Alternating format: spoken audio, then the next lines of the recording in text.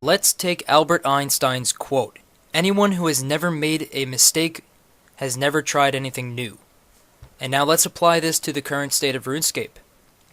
Apparently, according to the latest bulletin on the homepage, Mark subscribes to this philosophy of Albert Einstein's. And you know what? I gotta give Mark credit for publicly coming out and saying that the way that the evolution of combat was handled was not handled properly.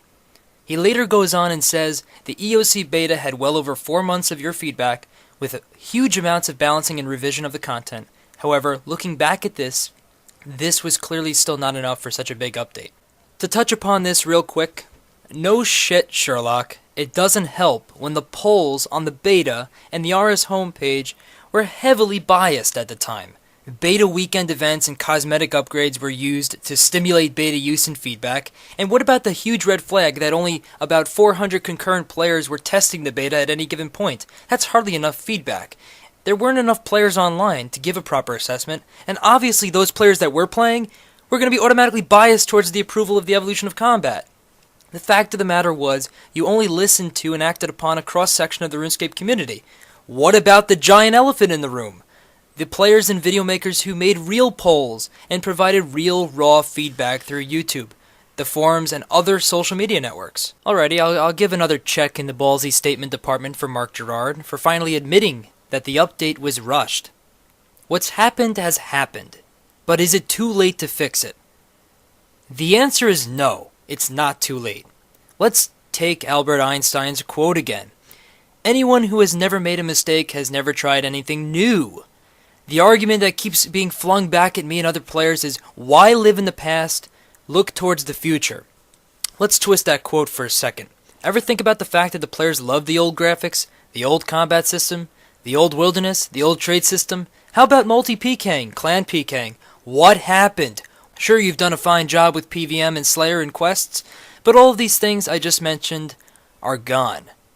Let's try something new for 2013, Jagex. How about adding old game servers back? Split the community temporarily. Give the player the option. We're not asking for maintenance. We don't want to copy our characters over. We can start fresh. We want that game experience. The game experience we're all craving. The one that we keep telling ourselves still exists in some pseudo format, pseudo way in the EoC, but really doesn't exist. And that we have to somehow resort to by reflecting back, by watching old game content, or going to private servers. We're really a very large, cultured group, and you know what?